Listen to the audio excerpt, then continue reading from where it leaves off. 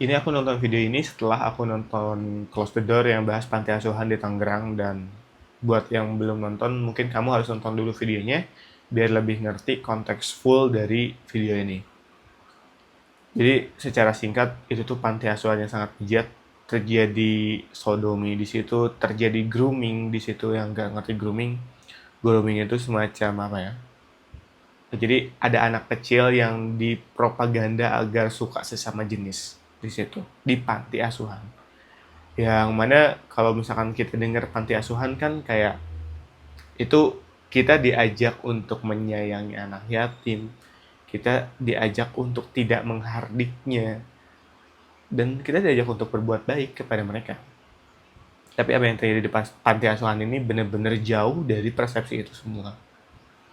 Dan sebenarnya yang pengen aku bahas di sini ya itu soal salah satu logical fallacy yang belakangan ini cukup populer juga, mulai naik seenggaknya di konten beranda Instagram aku soal logical fallacy, yaitu halo effect. Jujur aku bingung sih sebenarnya video ini tuh mau aku masukin ke segmen opini atau segmen catatan belajar, karena untuk aku masukkan ke segmen catatan belajar, video ini aku buat ketika aku ini geram dan marah gitu loh. Secara sederhana yang aku pahami soal halo effect ini sangat berhubungan erat dengan yang namanya first impression. Dan ketika first impression kita terhadap seseorang itu baik, kita akan mengasosiasikan kebaikan ini secara utuh ke orang itu. Jadi ketika kita ketemu orang baru dan first impressionnya baik, kita menyimpulkan bahwa orang itu akan baik segala-galanya. Misalkan kita ngobrol dengan orang baru dan ternyata kita lihat bahwa orang itu berprestasi. Orang itu misalkan kuliah di kampus ternama atau kuliah di kampus internasional. Maka langsung tuh secara psikologis kita itu menilai orang itu baik secara keseluruhan. Baik secara moral, baik secara karakter dan kepribadian dan lain sebagainya. Itu yang aku pahami soal halo effect. Yaitu contoh sederhananya tadi, misalkan kita kenal orang baru dan orang itu kuliah di kampus terkenal, kita mengasosiasikan bahwa orang itu rajin, kita mengasosiasikan bahwa orang itu pintar, kita mengasosiasikan karena orang ini pintar, berarti orang ini bermoral, orang ini baik, dan terus saja semua kebaikannya itu bertumpang tindih, padahal yang kita tahu hanyalah orang itu kuliah di kampus ternama. Dan ini sering jadi jebakan ya, maksudnya terjadi dalam banyak hal. Contohnya mungkin jidat hitam dengan rajinnya orang beribadah. Mungkin itu bisa berasosiasi. Tapi kadang kita menariknya itu kejauhan. Karena orang rajin beribadah, kita akhirnya mengasosiasikan bahwa orang itu langsung baik dan bermoral.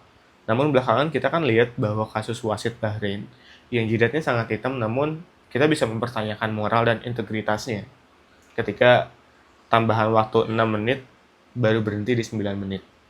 Itu kan bisa kita pertanyakan. Dan ya namun kita juga jangan terjebak lalu mengambil kesimpulan bahwa tuh kan orang beragama pun moralnya bisa dipertanyakan.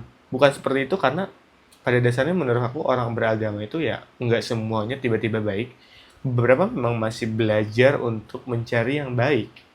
Jadi jangan sampai sampel-sampel kecil ini juga mengamplifikasi kebencian kita, karena mungkin akan dipakai untuk beberapa orang seperti itu. Jadi kayak ya buat apa beragama, toh lihat yang rajin ibadah pun belum berintegritas. Jangan seperti itu ya, karena kita harus menilai sesuatu secara objektif. Ya memang orang beribadah belum tentu baik dan orang baik belum tentu beribadah. Memang seperti itu, tapi bukan berarti orang yang gak beribadah pasti baik juga. Ya kan, hal-hal seperti itu harus menjadi batas buat kita. Oke, udah cukup kejauhan, balik lagi ke halo effect. Itu tadi contoh satu. Mungkin contoh lainnya yang pengen aku mention soal halo effect itu adalah soal superhero. Aku lupa sih Endgame itu tahun berapa. Cuman ketika film-film Marvel itu rame, ada salah satu fenomena yang aku lihat bahwa orang-orang mengasosiasikan ketika seseorang punya kekuatan super, maka orang itu pasti akan menggunakannya untuk hal-hal baik.